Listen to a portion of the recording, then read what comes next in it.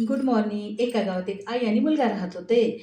आई रोज पांडुरंगाच्या मंदिरात जायची आणि देवाला म्हणायची, "पांडुरंगा, माझ्या लेकराला 10वीला फर्स्ट क्लास मार्क पडू दे. मी तर 1 किलो भरपेंडे ठेवीन." आणि घरी जायची. पण मुलाला कधी म्हणली नाही, "अरे बाळा, तुझं 10वीचं वर्ष सुरू झालं. तू अभ्यास कर." अजिबात नाही. मुलगा मात्र मस्त हिंडत होता. अजिबात अभ्यास करत नव्हता. बघता बघता 10वीचं वर्षच संपलं आणि परीक्षा झाल्या आणि निकालसुद्धा लागला आणि त्या बाईचा मुलगा चक्क नापास झाला.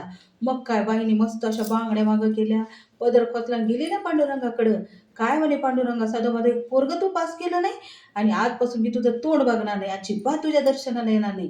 म्हणजे ह्याच्यातून एकच सांगायचं बघा, किती मोठी अंधश्रद्धा ही. खरंच अभ्यास न करता नवस केला मुलगा पास होईल का? अजिबात होणार नाही. तुमच्या मुलाला अभ्यासच करावा लागेल.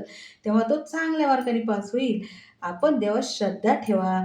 कारण तिथे गेले आपले पॉझिटिव्ह थॉट्स होतील, मनाला शांतता मिळेल. पण अंधश्रद्धा अजिबात ठेवू नका आणि देवाला मात्र दोष देऊ नका. So thank you.